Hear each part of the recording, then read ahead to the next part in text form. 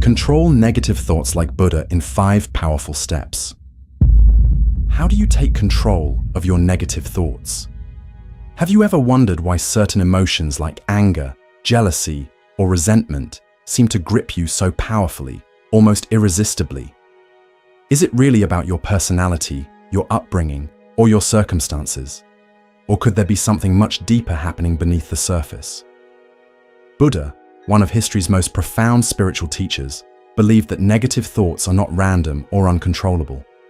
In fact, he taught that you can master any negative emotion through 5 powerful steps, all rooted in the deepest layers of human consciousness.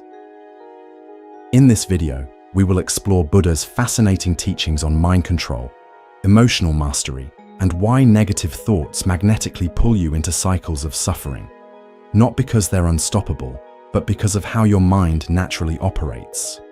We'll dive deep into the unconscious patterns that shape emotional reactions and reveal the 5 profound steps that can transform any negative mental state. Steps that go far beyond surface-level techniques and instead reflect the architecture of mental training that Buddha discovered 2,500 years ago. Before we begin, make sure to subscribe to the Moon Mind Temple channel and join our community where you'll get early access to new videos and insights on spiritual growth and mental mastery. Now let's get started. The natural tendency of the mind.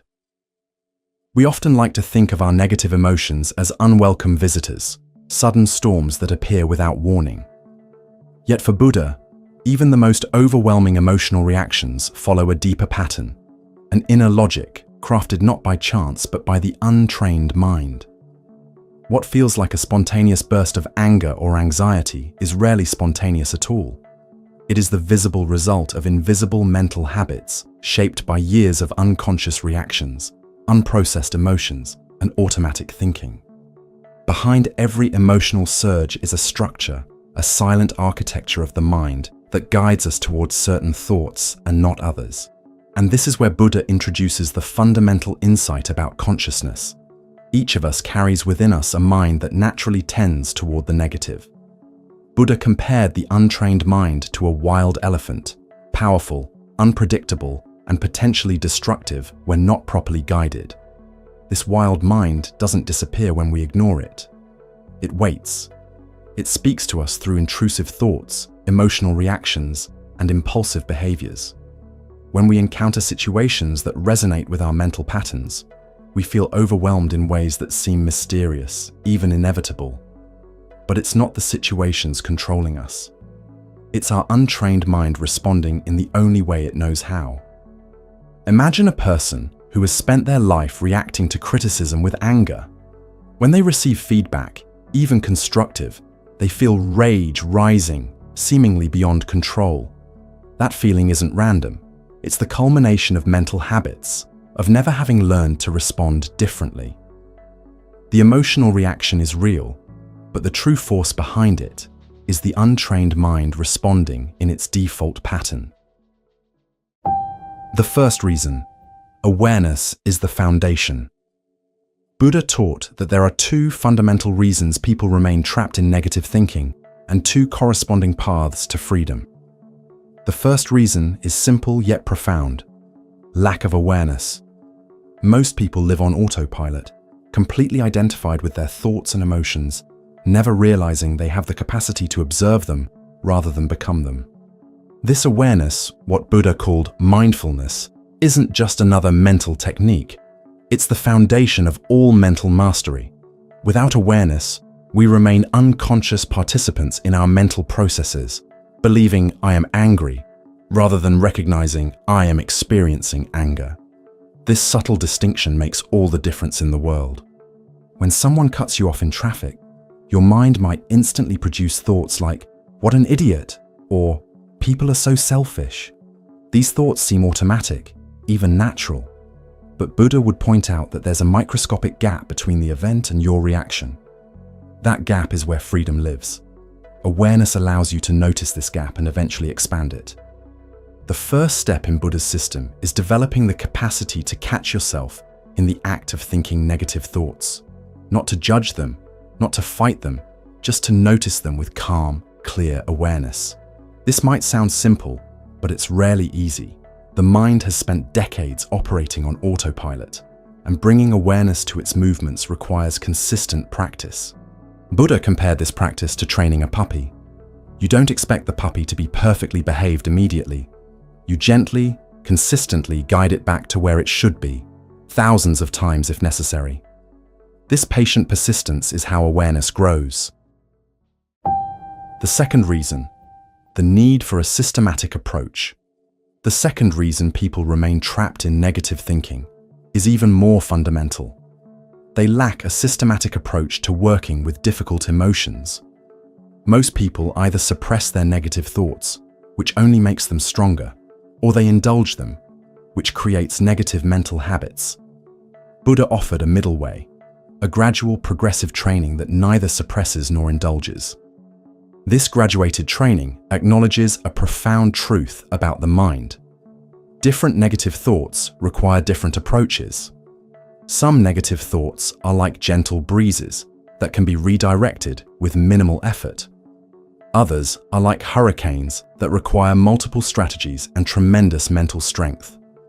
Buddha's genius was creating a system flexible enough to work with any negative state while being structured enough to provide clear direction. Think of it like learning martial arts. A beginner doesn't start by fighting the master. They begin with basic movements, gradually building strength, flexibility, and technique. Similarly, Buddha's approach doesn't expect you to instantly master your most difficult emotions. It provides a sequence of increasingly subtle techniques that develop your mental muscles over time. This systematic approach is what separates Buddha's teaching from most modern think positive advice. It's not about forcing positive thoughts or denying negative ones. It's about developing a comprehensive set of skills that allow you to work with any mental state, from mild irritation to overwhelming rage or despair. The 5 steps, Buddha's graduated training. Now let's explore Buddha's 5-step system for controlling negative thoughts. Remember, this isn't about applying all 5 steps at once. It's a graduated approach. You begin with the first method, and only if that doesn't work do you proceed to the second, and so on. Each step becomes progressively more powerful, but also requires more mental strength. The first step, shift to wholesome thoughts. Buddha taught that the simplest way to handle a negative thought is to deliberately shift your attention to its opposite. If you're feeling anger, consciously cultivate thoughts of kindness. If you're consumed with desire, reflect on contentment. If you're caught in judgment, practice acceptance. Imagine you're feeling envious of a friend's success. Rather than feeding this envy with thoughts like, they don't deserve it, or I should have that instead, you deliberately think, I'm happy for their achievement, or their success doesn't diminish my own path. This isn't denying your initial reaction. It's consciously choosing a healthier mental direction. This method works because the mind cannot fully entertain opposite thoughts simultaneously. By deliberately cultivating the positive alternative, you weaken the negative thought's grip. However, Buddha recognized that sometimes a negative thought is too powerful to be countered this way, which leads to the second step. Consider the disadvantages. When shifting to a positive alternative isn't working, Buddha suggested reflecting on the harmful consequences of staying with the negative thought. This isn't about shaming yourself. It's about seeing clearly where this thought leads. For example, if you're caught in thoughts of resentment towards someone, you might reflect, if I continue feeding this resentment, I'll be the one suffering. My mind will be disturbed, my peace taken away. This resentment will likely lead to words or actions I'll regret. Is this thought really worth the harm it causes me? This rational reflection can often break the spell of a compelling negative emotion by appealing to your deeper values and your desire for well-being. Yet Buddha knew that sometimes even this logical approach isn't enough, which brings us to the third step. Before we continue, I truly hope you're finding this video insightful. If so, don't forget to share it with anyone who might benefit from these ideas. Your support means the world to us. Now let's continue. The third step, pay no mind. When the first two approaches don't work, Buddha suggested a more direct technique, deliberate non-attention. This doesn't mean suppression. It means consciously choosing not to engage with the thought, the way you might choose not to engage with a pushy salesperson. Buddha compared this to a person with good eyesight who simply closes their eyes or looks away when confronted with disturbing images. You acknowledge the thought is there, but you don't give it your attention. Instead, you redirect your focus to something neutral or beneficial, like your breath, a task at hand, or physical sensations. This practice requires stronger mindfulness because you must catch the thought quickly before it pulls you into its story. With practice, you develop the ability to recognize negative thought patterns within seconds of their arising and calmly withdraw your attention. However, some thoughts are so compelling they continue to demand attention even when ignored, which leads to the fourth step. Relax the thought formation process. When a negative thought persists despite ignoring it, Buddha taught a more advanced technique, examining and relaxing the mental process that creates and sustains the thought. This method involves turning your attention to the mechanics of thinking itself. For example, if you're caught in anxious thoughts about the future, instead of focusing on the content of those thoughts, you notice how your mind constructs anxiety, the mental images, the internal dialogue, the physical sensations, the underlying assumptions. As you observe these components with calm awareness, you begin to relax the mental grip that holds them together. Buddha compared this to a person walking quickly who gradually slows down, then stands, then sits, then lies down. You're deliberately relaxing the energetic process that keeps the thought in motion. This requires subtle awareness and the ability to observe mental processes without being caught in them. But for the most persistent negative thoughts, even this approach might not be enough, which brings us to the fifth step. Crush the thought with awareness. For extremely persistent negative thoughts, Buddha taught the most forceful approach, actively confronting and subduing the thought with the full power of concentrated awareness. This isn't about fighting or resistance, which only creates more tension. It's about bringing such intense, focused awareness to the thought that it cannot survive this level of observation. Buddha described this as being like a strong person physically pinning down a weaker person. You bring your full mental strength and concentration to bear on the negative thought, firmly but not violently. This requires significant mental development and is considered the most advanced technique in the sequence. Imagine you have a persistent negative thought that keeps returning despite all other approaches. Instead of avoiding it, you turn your full attention toward it. With calm determination, you observe it completely, its shape, its feel, its story, its energy. You don't fight it. You illuminate it so fully that it cannot hide in the shadows of unconsciousness. Under this intense, unwavering awareness, even the most persistent thought begins to lose its grip. These 5 steps form Buddha's graduated training for working with negative thoughts. From the gentle redirection of attention to the powerful concentration of awareness, they provide a complete system that can be applied to any negative mental state. But Buddha emphasized one crucial point. This is a training, not a quick fix. Just as a musician must practice scales before playing concertos, you must develop these mental skills gradually, starting with simpler challenges before facing your most difficult emotions. The beauty of this system is that it grows with you. As your awareness strengthens, your capacity to work with difficult thoughts expands. What once seemed overwhelming becomes manageable. The mind that once seemed wild and uncontrollable gradually becomes your ally rather than your master. The transformation, beyond controlling thoughts. Despite the power and effectiveness of these 5 steps, Buddha did not see them merely as techniques for feeling better. He viewed them as tools of transformation, paths to profound insight about the nature of mind itself. Every negative thought you work with becomes not just an emotional challenge, but a doorway to understanding. Each time you successfully apply these steps, you're not just controlling a negative thought, you're rewiring your brain, creating new neural pathways, establishing healthier mental habits. What begins as deliberate practice eventually becomes your natural way of being. The gap between stimulus and response grows wider, your awareness becomes clearer, and your freedom from reactive patterns increases. But there's an even deeper dimension to Buddha's teaching. As you practice these methods consistently, you begin to see something profound about the nature of thoughts themselves. You discover that thoughts are not solid things, but fleeting processes.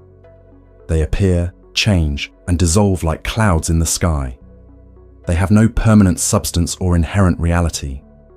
This insight strikes at the root of why negative thoughts cause suffering in the first place.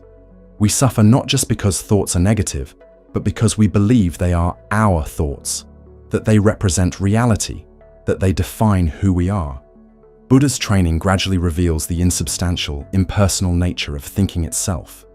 Some people come to this practice seeking relief from specific negative emotions.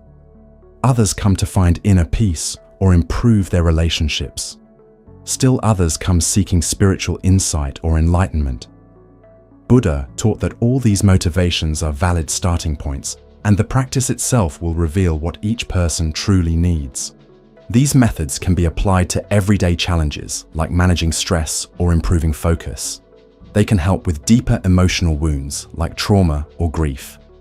And they can ultimately lead to the most profound transformation, the realization of your own intrinsic freedom, your capacity to be present with any experience without being controlled by it. These are not just ancient techniques preserved for historical interest.